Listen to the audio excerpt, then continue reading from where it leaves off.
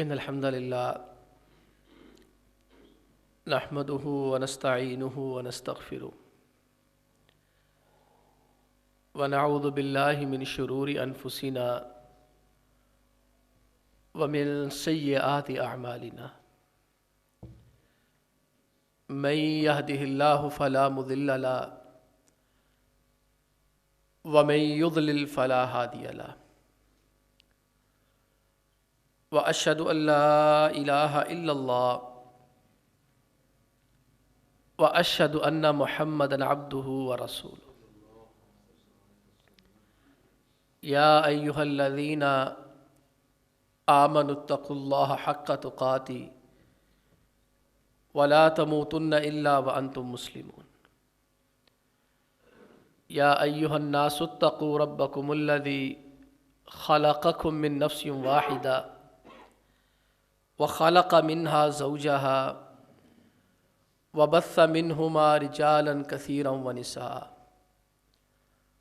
واتقوا الله الذي تساءلون به والأرحام إن الله كان عليكم رقيبا يا أيها الذين آمنوا اتقوا الله وقولوا قولا سديدا يصلح لكم أعمالكم ويغفر لكم ذنوبكم ومن يطع الله ورسوله فقد فاز فوزا عظيما أما بعد فإن خير الحديث كتاب الله وخير الهدي هدي محمد صلى الله عليه وسلم وشر الأمور محدثاتها وكل محدثة بدعة وكل بدعة ضلالة وكل ضلالة في النار قال الله تعالى في محكم تنزيله نحن نقص عليك نبأهم بالحق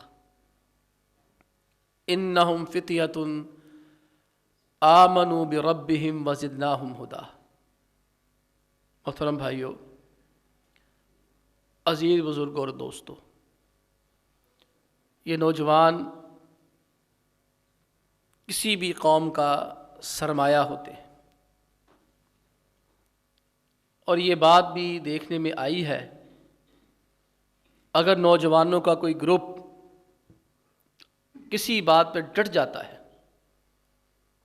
صحیح ہو یا غلط، لوگوں کے لیے وہ معاملہ سنبھالنا بہت مشکل ہو جاتا ہے۔ جوش، جذبہ، گرم خون، کسی بھی کام کرنے کے لیے یہی چیزیں درکار ہوتی ہیں۔ وہ اقبال کا بڑا پیارا شعر ہے، جواں ہو میری قوم کے جسور و غیور، قلندری کچھ کم میری سکندری سے نہیں۔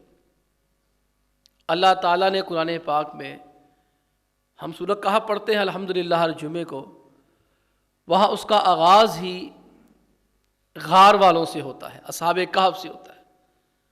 سورہ کا نام ہی الکہف ہے، کہف کا مطلب غار۔ تو اللہ رب العالمین نے ان کے بارے میں فرمایا انہم فتیۃ آمنوا بربہم وزدناہم ہدی۔ اللہ فرماتے ہیں وہ نوجوان تھے جو اللہ پر ایمان لے آئے، وزدناہم ہدی، اور اللہ سبحانہ و تعالی نے انہیں مزید توفیق دی، ایمان زیادہ ہو گیا۔ وربطنا علی قلوبہم، اور ان کے دل اللہ نے مضبوط کر دیے، ڈر خوف ان کے دلوں سے نکال دیا۔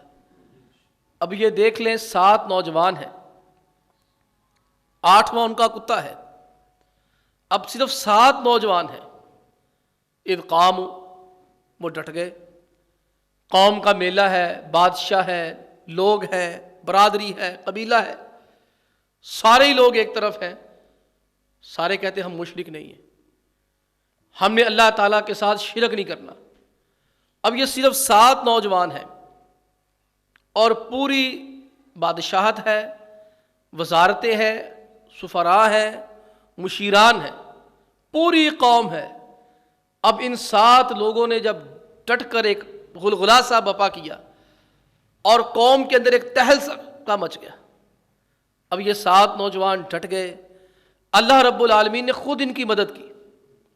اب دیکھیں نا، نوجوانی یہ اللہ تعالیٰ کی بہت بڑی نعمت ہے، اور اللہ تعالیٰ کو نیک نوجوان بڑا پسند ہے۔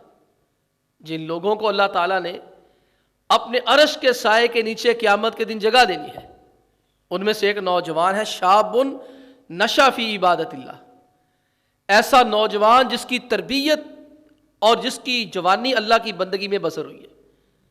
اس نے جوانی میں بھی کوئی برے کام نہیں کیے، وہی تو ایک موقع ہوتا ہے نا ہر کام کو کرنے کا۔ تو یہ ایسا خوش نصیب ہے نوجوان، پیسہ بھی ہے، مال بھی ہے، دولت بھی ہے، قوت بھی ہے، حسن و جمال بھی ہے، لیکن اس کے باوجود ہمیشہ اللہ کی بندگی میں رہتا ہے، نماز روزہ حج زکوٰۃ اللہ سارے اس سے کروا دیتا ہے۔ یہ نوجوان ایسا ہو تو اللہ تعالیٰ اسے عرش کے سائے کے نیچے قیامت کے دن جگہ دیں گے۔ اب یہ میں عرض کر رہا تھا 7 نوجوان ہیں، پوری قوم لگی ہوئی ہے۔ اب دیکھیں بندہ بزرگ ہو، بچہ ہو، دل میں گھبراہٹ آتی ہے، خیال بھی آتا ہے، اور یہ نوجوان 7 کے 7 نوجوان ہیں، بزرگ اور بچوں کی نیندیں اڑ جاتی ہیں۔ یہ اللہ کے فضل و کرم سے 309 سال تک سو رہے، پرواہ کسی چیز کی نہیں۔ رب ضربنا علی آذانہم فی الکہف سنین عددا، اللہ فرماتے وہ غار کے اندر 309 سال تک سوئے رہے، اور اللہ رب العالمین نے جملہ بڑا شاندار استعمال فرمایا ہے، ضربنا علی آذانہم، ہم نے ان کو تھپکیاں دے دے کے سلایا۔ جب کسی بچے کو سلانا ہوتا ہے نا تو ماں بڑے پیار سے کان پہ ایسے ایسے کر کے ہلکی ہلکی تھپکی مارتی ہے، بڑی گہری نیند آتی ہے۔ اللہ رب العالمین نے وہی لفظ استعمال کیا، ضربنا علی آذانہم، ہم نے ان کے کانوں پہ تھپکیاں دی اور ان کو سلایا، اور جناب والا ان کو پرواہ کو نہیں، پوری قوم پریشان ہے، پیچھے لگی ہوئی ہے، یہ آرام سے سوئے ہوئے ہیں۔ یہ ہے جوانی۔ اور ہم اگر دیکھیں دور ماضی کے نوجوان کو اور آج کے نوجوان کو، ہمیں زمین و آسمان کا فرق نظر آتا ہے۔ آج کا نوجوان، اقبال نے کہا تھا تیرے صوفے ہیں افرنگی، تیرے قالین ہے ایرانی، لہو مجھ کو رلاتی ہے جوانوں کی تن آسانی۔ اقبال کے اگر کلام کو ہم تقسیم کریں کئی حصوں میں کر سکتے ہیں۔ اقبال کا ایک کلام ہے امت اسلامیہ کے نام، اقبال کا ایک کلام ہے خودداری کے اوپر، اقبال کا ایک کلام ہے خلافت و ملوکیت کے اوپر، اور اقبال کا کچھ کلام ہے جو اس نے انگریزوں سے ان کے خیالات لیے اور ان کو ہمارے سامنے پیش کیا۔ اور اقبال کے کلام کا بہت بڑا حصہ جس میں صرف اقبال نوجوانوں کو مخاطب کرتا ہے، کیونکہ اقبال بھی اس بات کو اچھی طرح جانتا تھا، اگر جیسے میں نے شروع میں کہا نا، جواں ہو میری قوم کے جسور و غیور، قلندری کچھ کم میری سکندری سے نہیں۔ اقبال کہتا ہے میری قوم کا نوجوان اگر جوان صحیح معنوں میں محنتی ہو اور جسارت والا ہو، ہمت اور طاقت والا ہو، وہ فرماتا ہے کہ مجھے سکندر اعظم کی طرح بادشاہت بھی چھوڑنی پڑے، میں اس کے بدلے میں ان کو اپنا لوں گا، قلندری کچھ کم میری سکندری سے نہیں۔ لیکن وہی اقبال جب اپنے دور کے نوجوان کو دیکھتا ہے تو حیرت سے کہتا ہے تیرے صوفے ہیں فرنگی، تیرے قالین ہے ایرانی، لہو مجھ کو رلاتی ہے جوانوں کی تن آسانی۔ آج آپ کسی نوجوان کو اٹھا کے دیکھ لیں، پڑھ کے دیکھ لیں، بیٹھ کے دیکھ لیں، جوانی کا آغاز 15-16 سال کی عمر میں ہو جاتا ہے، اور 40 سال کے بعد تو انسان ڈھلنا شروع ہو جاتا ہے۔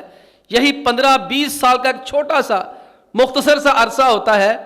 اگر ہم اپنے دیکھیں اپنے آپ کو، میری عمر 38 سال ہو گئی، کسی کی یہاں 40 سال ہو گئی، کسی کی 35 سال ہو گئی، کسی کی 50 سال ہو گئی، ایک بندہ بھی میرے سمیت ہاتھ کھڑا کر کے یہ نہیں کہہ سکتا میں نے اللہ کے دین کے لیے کچھ کیا ہے۔ یہ جوانی کس لیے ملی تھی؟ اللہ کے دین کے لیے، اللہ کے دین کے نفاذ کے لیے، اللہ کے دین کے لیے محنت اور کوشش کرنی تھی۔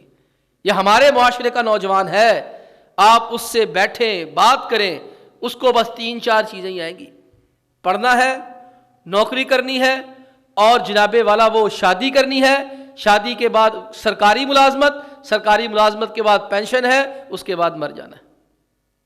اکبر الہ آبادی مرحوم نے انہی جیسے لوگوں کے لیے کہا تھا اپنی عمر کا کیا پوچھتے ہو کیا کر گئے، اپنی عمر کا کیا پوچھتے ہو کیا کر گئے، بی اے کیا، کلرک لگے اور مر گئے۔ یہ ہے ہمارا آج کا نوجوان۔ اور زمانہ قدیم کا نوجوان دیکھے، یہ محمد بن قاسم رحمۃ اللہ علیہ جس وقت سندھ فتح کرتے ہیں صرف 28 سال عمر ہے ان کی۔ کتابوں میں کسی نے زیب داستان کے لیے، کشش پیدا کرنے کے لیے کسی نے 16 سال کہہ دیا، کسی نے 18 سال کہہ دیا، لیکن جو صحیح تاریخ ہے اس کے مطابق جناب محمد بن قاسم رحمۃ اللہ علیہ نے جب یہاں ہند کو فتح کیا، سندھ کے اندر آئے، راجہ دہر کو شکست دی، اس وقت ان کی عمر صرف 28 برس تھی۔ پھر وہی بات ہے، میں دیکھوں آپ دیکھیں، ہماری اتنی عمریں ہو گئی ہیں، ہم نے اللہ کے دین کے لیے کیا کیا ہے، اور ہمارے وجود سے دین اسلام کو کیا فائدہ ہے، ہمارا وجود کیا ہے۔ ابن تیمیہ رحمۃ اللہ علیہ نے ایک جگہ پہ فلسفیوں اور منطقیوں کے بارے میں جملہ کسا، لا للاسلام نصر ولا للکفر کسر، فرماتے ہیں ان لوگوں نے آج تک نہ اسلام کی خدمت کی ہے نہ کفر کو نقصان پہنچایا۔ میرے اور آپ کے وجود سے نہ کبھی اسلام کو فائدہ ہوا نہ کبھی کفر کو نقصان ہوا، اور یہ 28 سال کا نوجوان ہے، سندھ کے اندر مہم بھیجنی ہے، ظالم ترین آدمی حجاج بن یوسف الثقفی ظالم آدمی ہے، ہلاکو ہے، لیکن ایک مسلمان عورت کی عزت پہ ہاتھ ڈالا گیا، اس سے برا بلا کہا گیا، گندی نظروں سے دیکھا گیا، چھیڑا گیا، اس نے آواز ہی واہ حجاجا، حجاج میری مدد کرو، تمہارے ہوتے ہوئے یہ مجھ پہ میری عزت پہ حملہ ہو رہا ہے، تم کہاں بیٹھے ہوئے ہو؟ ایک کشتی کا مسافر بچا، اس نے جا کر حجاج کے دربار میں کہا حجاج وہ فلاں عورت تمہیں بلا رہی ہے۔ حجاج نے اسی وقت اپنی کبینہ بلائی اور اسی وقت اس نے سندھ کا نقشہ بنوایا، ہند کا نقشہ بنوایا، اور وہاں سارا بنوا کے بڑے بڑے فوجی افسر بلا لیے۔ سب سے پوچھنے لگا کہ بھئی یہ بتاؤ مجھے سندھ کہاں پر ہے، کون وہاں جا سکتا ہے؟ وہاں پہ محمد ابن قاسم رحمۃ اللہ علیہ اس مجلس میں موجود تھے، انہوں نے بیٹھے بیٹھے اٹھے، وہیں اپنی جگہ سے تیر اور کمان نکال کے مارا، سیدھا سندھ کے لفظ کے اوپر جا کے لگا، کہنے لگے یہ سندھ ہے۔ یہ 28 سال کا نوجوان ہے، اس نے اسی کو فوری طور پر مہم کے لیے روانہ کیا، اور اس بندے کی بدولت اللہ نے سندھ کے اندر، ہند کے اندر اسلام کو داخل کیا۔ آج ہمارا نوجوان ایسا نہیں ہے، ہمارا نوجوان بالکل ایسا نہیں ہے، دکھ اور افسوس کے ساتھ ہمارے نوجوان کے مسائل ہیں اور ہم ہی حل کرنے ہیں، اور ان مسائل، میرے پاس کیسز آتے ہیں، نوجوان آتے ہیں، زیادہ مسئلہ آتا ہے طلاق ثلاثہ کا۔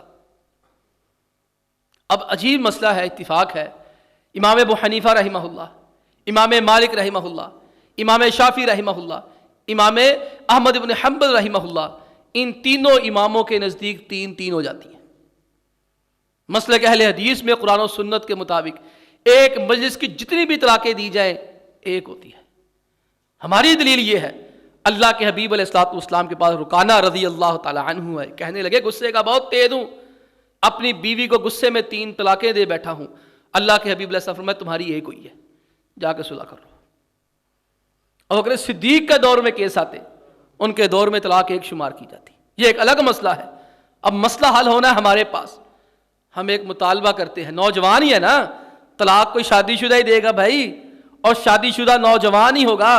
ہمارا ایک مطالبہ ہوتا ہے، ہمیں نماز سنا دو، نماز سنا کے فتویٰ لے لو۔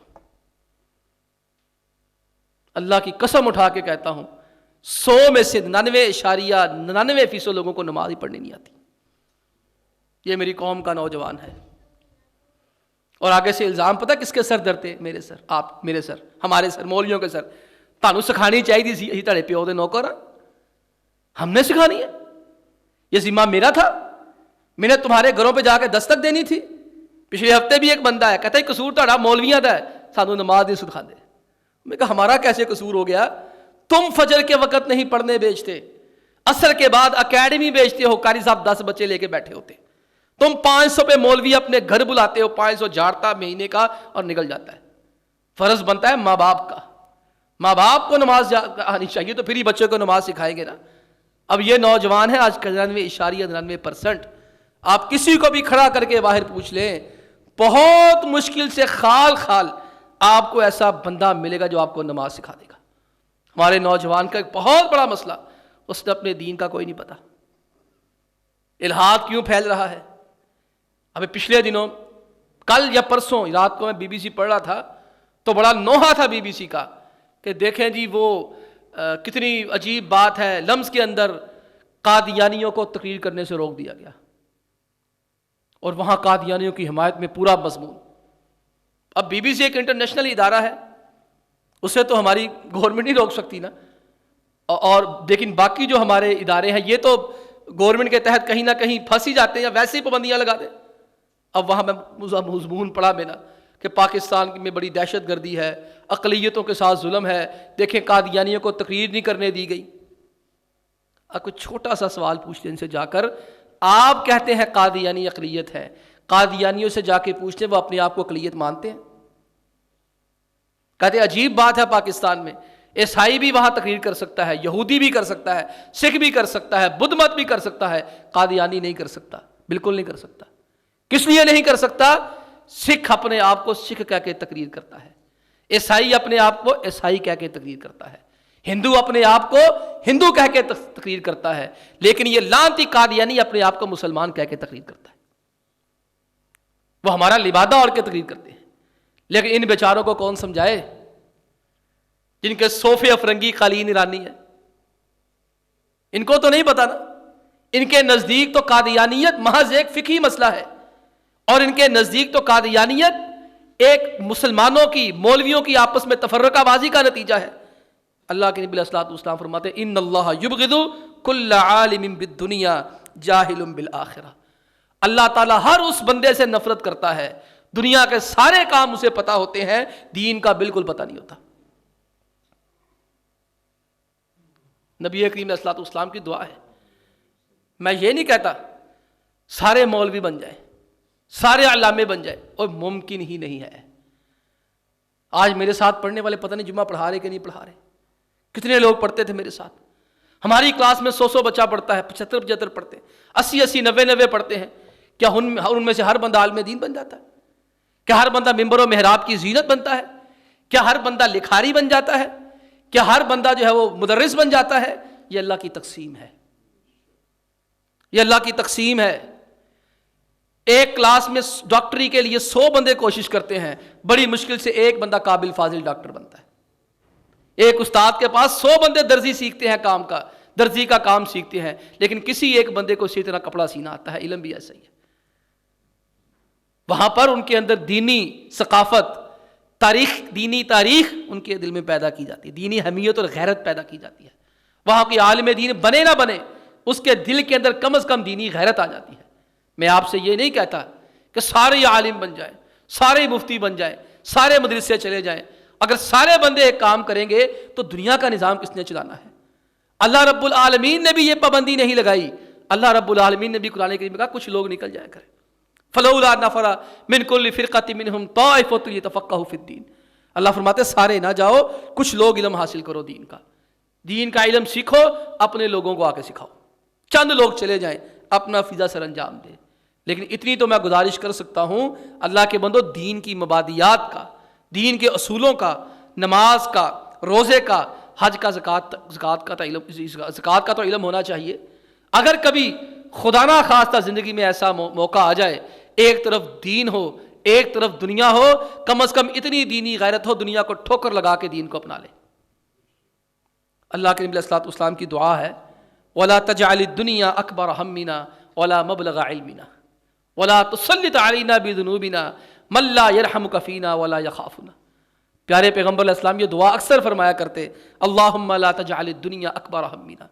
آج کے نوجوان کا بہت بڑا مسئلہ دنیا ہے، معیشت ہے۔ جیسے اقبال کہتا عصر حاضر ملک الموت ہے تیرا، جس نے قبض کی روح تیری دے کے تجھے فکر معاش۔ یہ عصر حاضر کہتا موت کا فرشتہ ہے، اس موت کے فرشتے نے لوگوں کی دینی روح نکال لی ہے فکر معاش دے کر، پیسے کا دے کر، کاروبار کا دے کر، کمائی کا دے کر۔ پیارے پیغمبر علیہ السلام فرماتے ہیں اللہم لا تجعل الدنیا اکبر ہمنا، یا اللہ دنیا کو میری فکر نہ بنانا۔ دنیا حاصل کرو لیکن تمہارے دماغوں پہ دنیا مسلط نہ ہو جائے۔ ولا تجعل الدنیا اکبر ہمنا ولا مبلغ علمنا، یا اللہ علم کو میری کمائی کا کبھی ذریعہ مت بنانا کہ میں لوگوں کو علم سکھاؤں اور پیسے لے لوں، اور میرا مقصد کیا ہو، اس دین کے علم کے ذریعہ سے یا دنیا کے علم کے ذریعہ سے میں اپنی مبلغ علم حاصل کروں، اس سے پیسے کمانا شروع کر دوں۔ اقبال روتا ہے، میں نے عرض کیا اس کے کلام کا بہت بڑا حصہ نوجوانوں کے نام ہے۔ آج مسلمان کو اپنی تاریخ کا نہیں پتا، نوجوان کو نہیں پتا، اپنے دین کا نہیں پتا، اس نے اپنے ہیروز کا نہیں پتا۔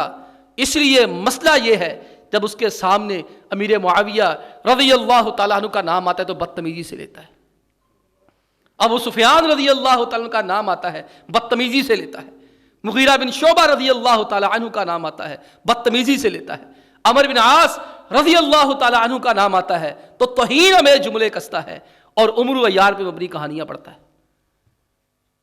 آج اگر اسے تاریخ کا پتہ ہو کہ عمر و عیار آپ نے کہانیاں پڑھی، بچپن میں ہم نے پڑھی، ایک عمر و عیار کردار بنایا گیا ہے، اس کے پاس ایک زنبیل ہوتی ہے، زنبیل میں قسم کے گیجٹ ہوتے ہیں، جیسے ڈراموں میں، فلموں میں، کارٹونوں میں دکھائے جاتے ہیں۔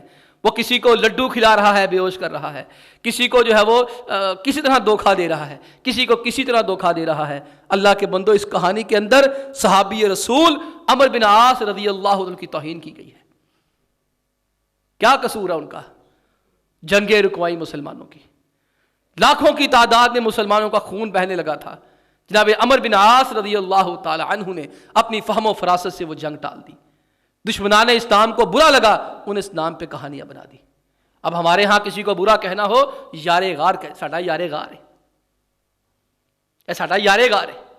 کسی کے ساتھ برا تعلق ظاہر کرنا ہو اور جس کے ساتھ مل کے برائیاں کی ہوں، بدماشیاں کی ہوں، کسی کو بتانا ہو کہ میرا دوست ہے، میرا بڈی ہے، میرا لنگوٹیا ہے، یہ میرے شب و روز کا ساتھی ہے اور اس کے ساتھ مل کے میں کئی دفعہ منہ کالا کر چکا ہوں، ساڈا یار ہے، ساڈا یارے غار ہے۔ اور یارے غار کون ہے بتاؤ مجھے؟ ابوبکر صدیق رضی اللہ تعالیٰ عنہ۔ اذ یقول لصاحبہ لا تحزن ان اللہ معنا، اللہ فرماتے ہیں وہ غار کا قصہ یاد کرو۔ فی الغار اذ ہما فی الغار، جب وہ دونوں غار کے اندر تھے، یقول لصاحبہ، ابوبکر صدیق رونا شروع ہو گیا، آنکھوں میں آنسو آ گئے۔ اللہ کے حبیب علیہ الصلوۃ والسلام، ابو بکر کیوں روتے ہو؟ کوئی ڈر خوف ہے؟ کہ اللہ کے نبی علیہ الصلوۃ والسلام اپنی جان کا خوف نہیں، مجھے آپ کا خوف آتا ہے، مجھے کچھ بھی ہو جائے خیر ہے، لیکن آپ کو کچھ ہو گیا تو کیا بنے گا امت کا؟ اللہ تعالیٰ نے قرآن پاک کی آیات نازل فرما دی۔ اذ ہما فی الغار، جب وہ دونوں غار میں باتیں کر رہے تھے، یقول لصاحبہ، پیغمبر اپنے دوست کو کہہ رہے تھے لا تحزن، ابو بکر گھبراؤ مت، اللہ ہمارے ساتھ ہے، ان اللہ معنا فانزل اللہ سکینتہ علیہ، اللہ نے آپ علیہ الصلوۃ والسلام کے دل میں سکون نازل فرما دیا، اور صدیق کو دل کو سکون آ گیا، یار غار کہلائے۔ اور یہاں کسی کے ساتھ برا تعلق بتانا ہو، یہ ساڈا یار غار ہے۔ ہمارے علاقوں میں، ہمارے دیہاتوں میں، ہمارے محلوں میں کسی کو طنز کرنا ہو اور یار ایت خلیفہ ہی ہے، خلیفہ جی گل سن جاؤ، کسی کو بے وقوف کہنا ہو اے خلیفہ ہی ہے، باربر اور حجام کو اے خلیفہ ہی ہے۔ خلیفہ کون تھا؟ ابوبکر صدیق رضی اللہ تعالیٰ عنہ۔ یہ زبان سے اس قدر گھٹیا جملے جان بوجھ کے ادا نہیں ہوتے، جان بوجھ کے نہیں، غلط فہمی سے ادا ہوتے ہیں۔ کیوں ہے؟ اسلامی تہذیب کا نہیں پتہ، تاریخ کا نہیں پتہ۔ ٹیپو سلطان کوئی چھوٹا نام ہے؟ آج کتوں کا نام ٹیپو رکھا جاتا ہے، آج روٹی تقسیم کرنے والے خان سامہ کہا جاتا ہے۔ کبھی آپ نے دیکھا ہمارے بڑے بڑے ہوٹلوں کے اندر بیروں نے، شیف حضرات نے جو لباس پہنا ہوتا ہے وہ کون سا لباس ہے؟ انگریز نے ٹیپو سلطان رحمہ اللہ کی نفرت کرتے ہوئے کتوں کے نام ٹیپو ٹیپو رکھنا شروع کر دیا۔ ہم نے بھی، مسلمانوں نے بھی اپنے کتوں کے نام ٹیپو رکھنا شروع کر دیا۔ خان سامہ یہ وہ مجاہد اور دلیر تھا جس نے ٹیپو سلطان کے ساتھ مل کر، میں نے اس کے بارے میں پڑھا، اللہ تعالیٰ نے اس کو اتنی ذہانت سے نوازا ہوا تھا، یہ دالوں کے ساتھ بم بنا لیتا تھا، اتنا کمال آدمی۔ چند لوگوں کے ساتھ مل کے اس نے ٹیپو سلطان کا وفادار جانثار، جو آخری لمحے تک اس کے ساتھ مل کے انگریزوں سے جہاد کرتا رہا، سرنگا پٹم میں ساتھ ہی شہید ہوا۔ خان سامہ اس کا نام تھا، خان سامہ، یہ وزیر دفاع تھا ٹیپو سلطان کا، خان سامہ اس کا لقب تھا، سامان کی حفاظت کرنے والا خان۔ انگریزوں نے جب اس کو مارا، نفرت کرنے کے لیے اپنے باورچیوں کو خان سامہ کہنا شروع کر دیا، اور اپنے ملازموں کو، جو سب سے ہلکا طبقہ تھا، ٹیپو سلطان رحمہ اللہ کی اپنی فوجی وردی تھی، اپنی برگیڈ تھی، سارا نظام اپنا تھا اور کمال درجے کا نظام تھا۔ انہوں نے ٹیپو سلطان رحمہ اللہ کے فوجیوں کی وردی تھی، وہ ویٹروں کو اور چھوٹے اردلیوں کو وہ پہنانا شروع کر دی۔ لیکن آج ہمیں پتہ ہے اس چیز کا، وہ اقبال پھر چیخا نہ کبھی ہے نوجوان مسلم، تدبر بھی کیا تو نے، وہ کیا گردوں تھا تو جس کا ہے ٹوٹا ہوا ایک تارا، تجھے اس قوم نے پالا ہے آغوش محبت میں، کچل ڈالا تھا پاؤں میں جس نے تاج سرے دارا۔ کہیں 28 سال کا نوجوان ہے، کبھی 30 سال کا جا رہا ہے۔ آپ بادشاہوں کی تاریخ پڑھ کے دیکھیں، میں تو تاریخ پڑھاتا ہوں نا بنو عباس کی، میں پڑھ کے حیران رہ جاتا ہوں، یہ جی 32 سال کی عمر میں بادشاہ بن گیا، 40 سال حکومت کر کے پوری دنیا کا نقشہ بدل دیا. یہ جی 28 سال کی عمر میں بادشاہ بن گیا, یہ 20 سال کی عمر میں بادشاہ بن گیا, یہ 35 سال کی عمر میں بادشاہ بن گیا, اور کرتے کیا تھے؟ 70 80 لاکھ مربع میل کے حاکم ہوتے تھے. آپ دیکھیں کہ ہمارا نوجوان کہاں کھڑا ہے. ہمارے نوجوان کا پہلا بنیادی مسئلہ بھائی یہ ہے, اسے اپنی تاریخ کا نہیں پتہ, اسے اپنے اسلام کا نہیں پتہ, اور اس کے لیے جو چیز کی جا رہی ہے نصاب تعلیم کو بگاڑا جا رہا ہے. یہ چاہے نواز شریف ہو, زرداری ہو, عمران خان ہو, شہباز شریف ہو, سب نے مل کر نصاب تعلیم کا بیڑا غرق کیا. اب آپ دیکھیں ہمارے اس ملک میں 2-3 سال پہلے رنجیت سنگھ کا مجسمہ لگایا گیا. یہ رنجیت سنگھ وہ ہے, یہ لاہور میں لگا ہوا ہے, بادشاہی مسجد کے بغل میں اس کا جو ہے وہ جو دربار لگتا تھا, اس نے اپنا جو ہے وہ ایک محل بنایا تھا رنجیت سنگھ نے, وہاں اس کا مجسمہ ہے. ہاتھ میں جو ہے وہ نیزہ, تلوار کیا دی گئی میں نے دیکھا نہیں, صرف اخباروں میں دیکھا ہے, خود جا کے نہیں دیکھا. اب یہ اس کو جو ہے وہ بڑا اچھا سمجھا گیا سکھوں کی خوشنودی کے لیے. کسی نے ایک بار سوچا رنجیت سنگھ تھا کون؟ مہاراجا رنجیت سنگھ کانا, رنجیت سنگھ کانا. اس بدماش کی وجہ سے مسلمان 200 سال انگریز کی غلامی میں رہے.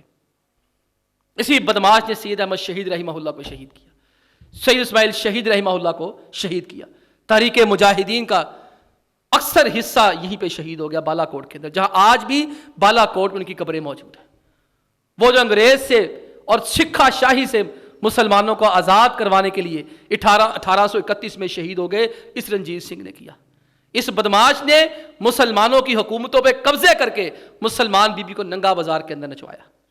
اس بے غیرت نے ممبروں کے اندر, محرابوں میں گدھے اور کتوں اور گدھوں کو, کھوتوں کو باندھ دیا, گھوڑوں کو باندھ دیا, مسجدوں کو استبل بنا دیا, اذان دینا بند کر دی. اور ہماری پچھلی گورنمنٹ نے کہا یہ ہیرو ہے پنجاب کا. راجہ طاہر کی برسی منائی گئی یہاں پہ. راجہ طاہر کو مظلوم اور محمد ابن قاسم کو ظالم بنا کے پیش کر دیا, اور کرنے والا کون ہے؟ یہ میرا نوجوان مسلم ہے. تبھی یہ نوجوان مسلم تدبر بھی کیا. تو سوچا کبھی وہ کیا گردو تھا تو جس کا ہے ٹوٹا ہوا ایک تارا, تو آسمان سے ٹوٹا ہوا ایک تارا, تجھے پتا ہے تو کیا تھا؟ تجھے اس قوم نے پالا ہے آغوش محبت میں, کچل ڈالا تھا پاؤں میں جس نے تاج سرے دارا. اور پھر اقبال کہتا ہے نا جواب شکوہ میں یا شکوہ میں, افریقہ کے تپتے ہوئے صحراؤں میں دی اذانیں کبھی یورپ کے کلیساؤں میں, شان آنکھوں میں نہ جچتی تھی جہاں داروں کی, کلمہ پڑھتے تھے ہم چھاؤں میں تلواروں کی. اور اقبال یا کسی اور نے کہا تھا نماز عشق ادا ہوتی ہے تلواروں کی چھاؤں میں. یہ سارے ہمارے ہی نوجوان تھے, لیکن آج کے نوجوان کو پتہ ہی نہیں ہے. خدا کے لیے مطالعہ بڑھائیں, صحیح مطالعہ بڑھائیں. اور دوسری وقت ہی ختم ہو گیا ہمارا, دوسری چیز کہہ کے بات کو ختم کرتا ہوں. اس نوجوان کا بہت بڑا مسئلہ ہے, جو دین کی جانب آنا چاہتا ہے تو گمراہ, دین کی دعوت دینے والے گمراہ داعی بیٹھے ہوئے. اللہ کے پیغمبر علیہ الصلوۃ والسلام نے فرمایا تھا دعات علی ابواب جہنم, قیامت سے پہلے دین کا لبادہ اوڑھ کر ایسے لوگ آئیں گے جو دعویٰ دین کا کریں گے, بات جہنم کی کریں گے, لوگوں کو جہنم میں لے کے جائیں گے. لبادہ دین کا اوڑھا ہے. صحابی نے فرمایا کہ اللہ کے نبی علیہ السلام مجھے بتائیے وہ کون لوگ ہیں. فرمایا قوم من جلدتنا ویتکلمون بالسنتنا, ہمارے ہی اندر کے فرمایا لوگ ہوں گے, زبانیں بھی ہماری بولتے ہوں گے, لب و لہجہ بھی ہمارے جیسا ہوگا, میں جو ان کی بات مانے گا وہ جہنم کے اندر چلا جائے گا.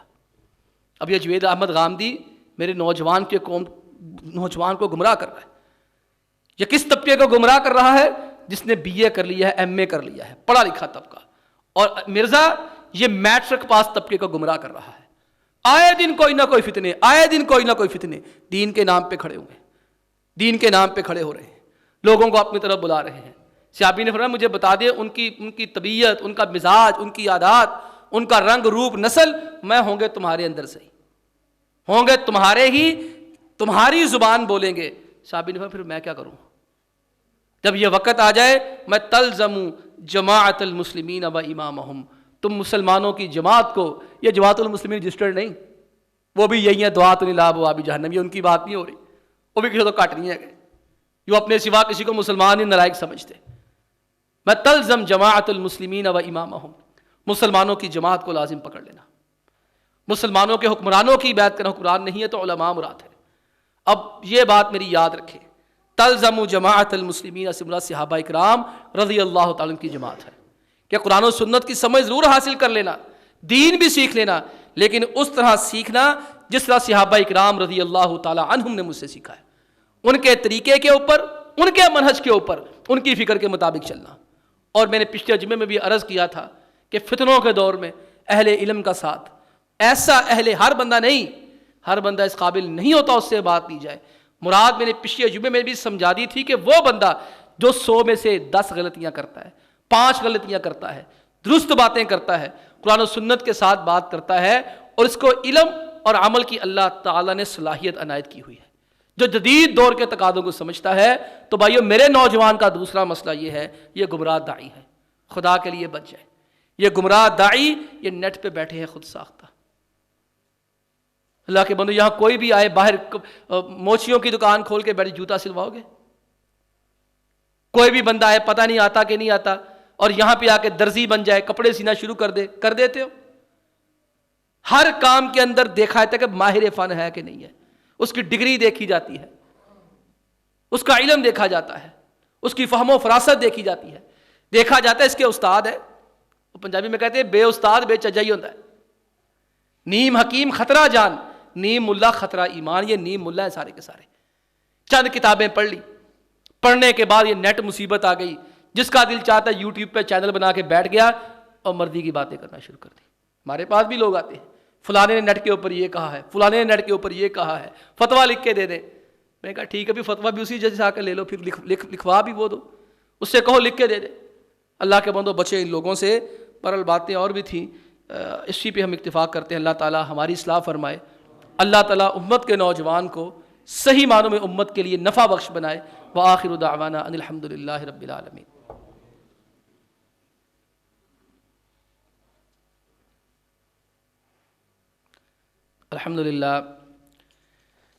الحمدللہ علی احسانی والشکر لہ علی توفیقہ وامتنانی، واشہد ان لا الہ الا اللہ وحدہ لا شریک لہ تعظیما لشأنہ، واشہد ان سیدنا محمد عبدہ ورسولہ الداعی الی رضوانہ۔ اللہم صل وسلم علی نبینا محمد صلی اللہ علیہ وسلم وعلی آلہ واصحابہ واخوانہ، اما بعد۔ محترم بھائی، پچھلے جمعے ہم نے بات کی تھی کہ 2 قادیانی، یہ موجودہ گورنمنٹ ان کو تعینات کرنا چاہ رہی تھی، ایک کو نیب کا ڈائریکٹر بنانا چاہتے تھے، دوسرے کو CTD کا افسر سب سے بڑا بنانا چاہتے تھے۔